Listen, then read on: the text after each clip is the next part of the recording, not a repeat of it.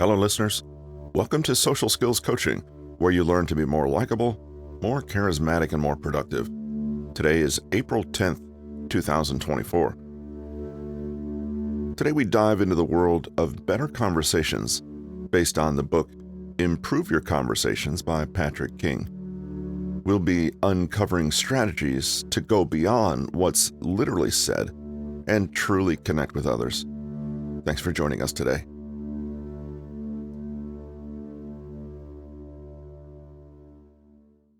Rule of improv comedy: whatever someone is communicating, they did for a reason, so react to further that reason. One of the biggest challenges faced by neophyte conversationalists and improv players is reading people accurately.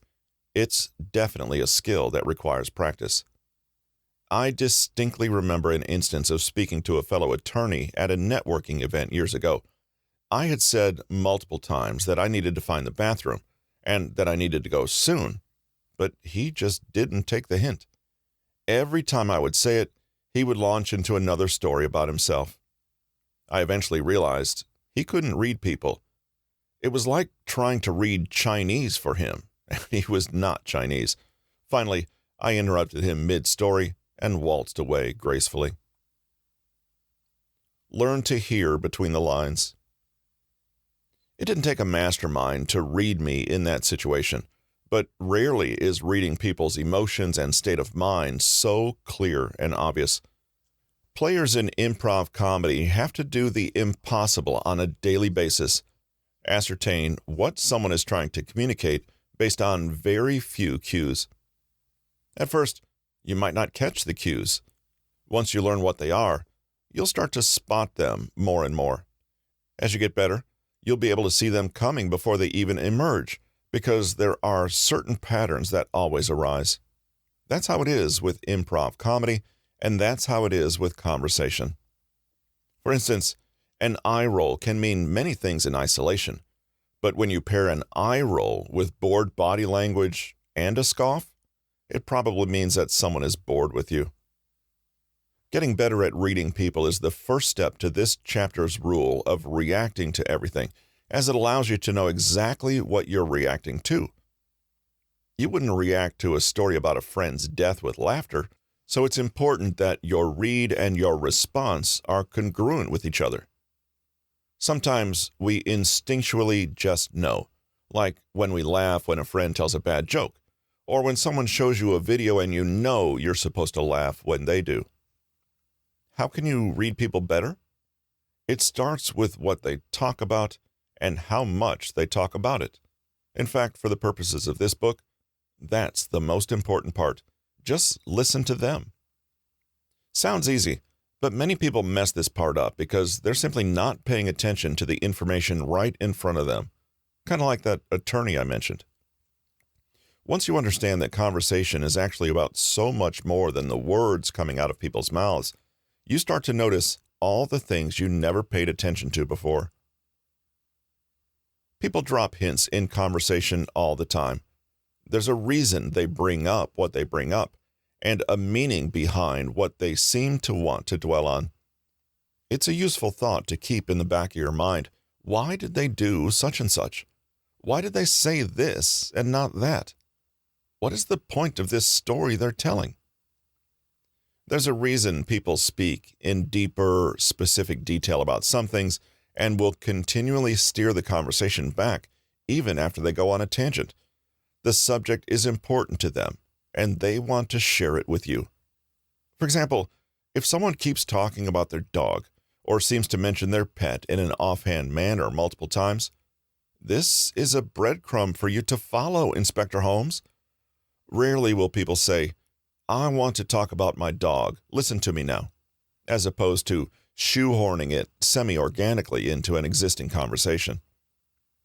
You're looking for these breadcrumbs that others want you to pick up on so they can talk about what they want. Let me backtrack and reiterate. People will literally tell you what they're interested in by what they talk about. They'll bring it up spontaneously and on their own, or speak about a subject with a measure of excitement and joy. Those are your indicators for how to read people, but they require you to really pay attention to the other person, and above all else, stop speaking so you can hear them. If your conversation partner doesn't have energy or excitement about a topic, or they appear to switch topics spontaneously, then it's clear that they aren't interested in it. People won't outright say that they want to talk about certain topics, so it's up to you to pick up on their hints and react accordingly. Of course, there's also the nonverbal portion of reading people. For the purposes of this book, we'll keep it simple. You have to know only one thing: the baseline of body language of the other person. In other words, what are someone's facial expressions and body language when they feel normal and aren't expressing a strong emotion? For example, some people might naturally be bubbly and speak with their hands, and others might be as still as a wooden doll even when they're ecstatic. This baseline can let you know when someone deviates from it, and then you can interpret their body language accordingly. If the aforementioned person, who is incredibly still even when they're happy, shows a hint of motion and emotion, you can surely assume that they are overjoyed or upset by something. Again, these are the breadcrumbs that people want you to find, and this is especially true the better people get with conversation. Conversation at the highest levels becomes all shades of gray and subtlety because both parties pick up on the signals being exchanged. Much of what is said during an exchange of witty banter is subtext and between the lines, so to speak, because both parties operate on multiple levels. Here are some common breadcrumbs. The excitement or lack thereof in someone's voice when you bring up a topic. If someone keeps trying to bring up a topic, this means they want to talk about it. If someone keeps looking away, this means that they're bored. If someone's feet are pointed away from you, this means they want to stop talking to you. If you interrupted someone right as they were about to speak, ask them about it after you finish speaking to see what direction they were interested in going. If someone ignores what you say and goes back to what they were talking about before you spoke, they feel strongly about their point and want to expand on it. If someone leans their head on their hand, this means they might be bored with the current flow of the conversation. Look for how strongly someone nods in agreement with you, and on the flip side, how little excitement or emotion there is in their reaction. Listen for emotion.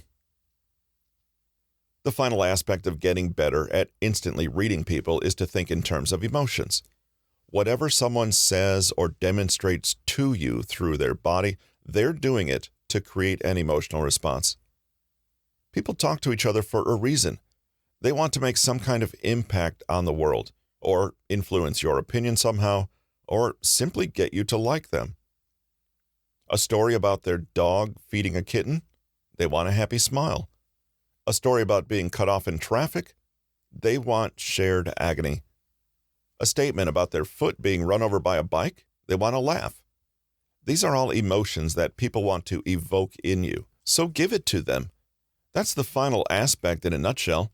Proactively think about the underlying emotion people want to evoke in you, and then give it to them. It sounds like it would be incredibly difficult to do in the spur of the moment, but it's easier than you think, since there are only so many emotions that others might want back from you. Joy, anger, humor, annoyance, amazement, curiosity. If you think about most of what people have told you in the past week and what you've told others, that short list covers almost all the basis for the emotional responses that were sought. They encompass the bulk of the reasons that we share stories about our lives. It's a simple switch in perspective, but look beyond the story to see the reason for the story. A story about their dog feeding a kitten. What's the reason that someone is telling you about this?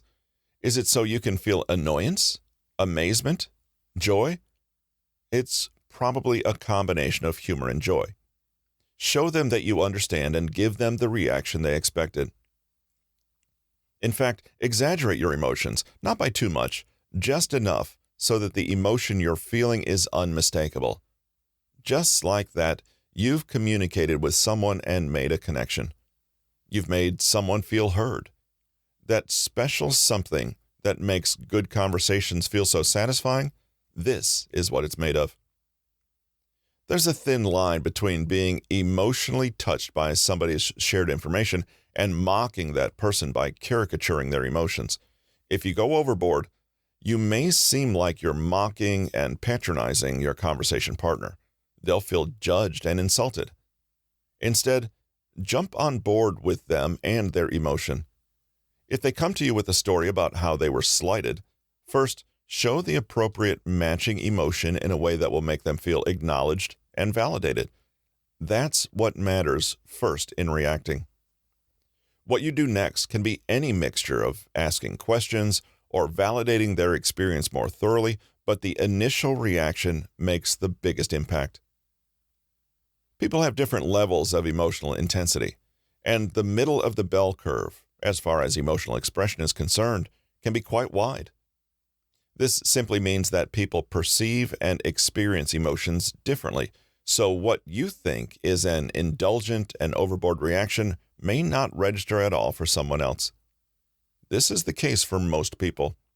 They think they're conveying a message, but in reality have only managed a frown or smile. It therefore pays to be slightly dramatic and overboard with your emotional reaction, just to ensure that you aren't being too subtle for your own good. Some of us have poker faces far more than we realize, so exaggeration is sometimes necessary to get our message across. Plus, a big reaction makes people feel good, as if they've bestowed us with valuable information. Be generous with your attention. A conversation is a two-way street. You can't just say what you want, wait while the other person is talking, and then say what you want again as if they merely interrupted you. It's not just a simple matter of waiting for your turn to speak. Conversation is about mutual sharing that leads to mutual listening and learning. Otherwise, it's just two monologues being directed toward each other. Hopefully, if you can acknowledge the importance of what the other person is saying when speaking back to them, then they will do the same to you because they'll feel heard, validated, respected, and important.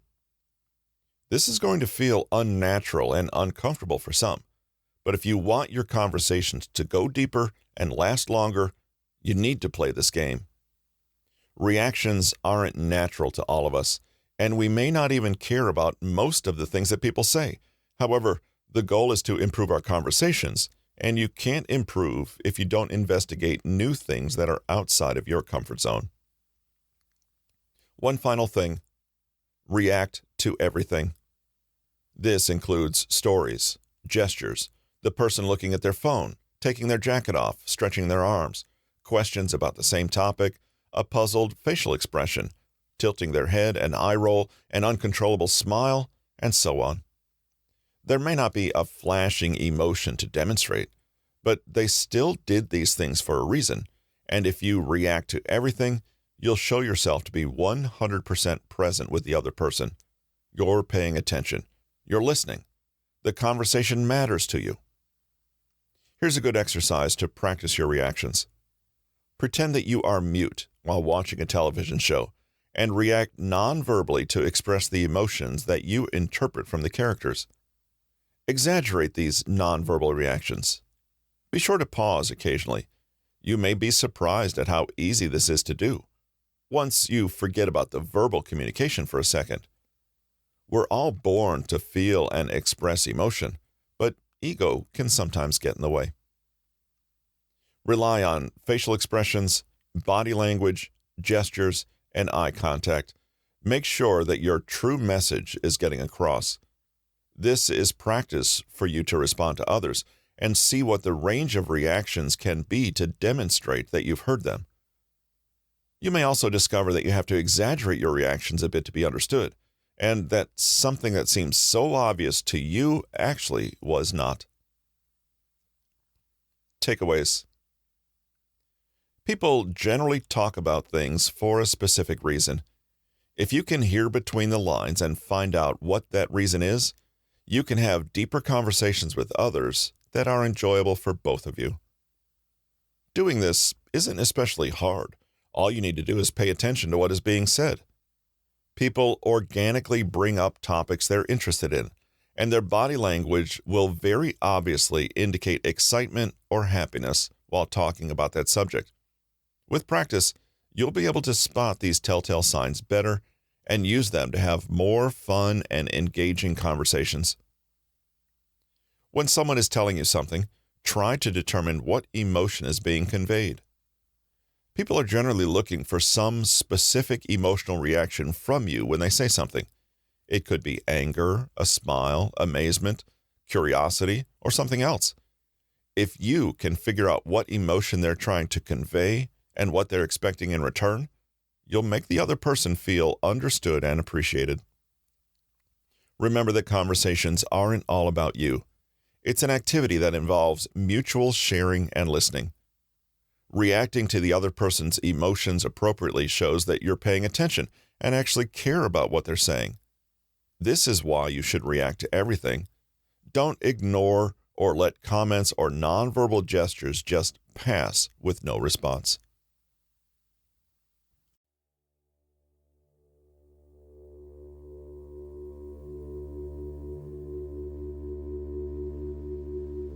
All right, listeners, that's all we have for today on The Art of Conversation based on insights from Improve Your Conversations by Patrick King. Remember, strong communication skills are the foundation of all successful relationships. By truly listening and responding to what people are saying, both verbally and non-verbally, you can have more meaningful interactions and build stronger connections. If you want to dive deeper into this topic, check out the book by Patrick King, Improve Your Conversations. And for more tips on social skills and building charisma, head over to our author's website at bit.ly/PK Consulting. Thanks for joining us today. See you next week.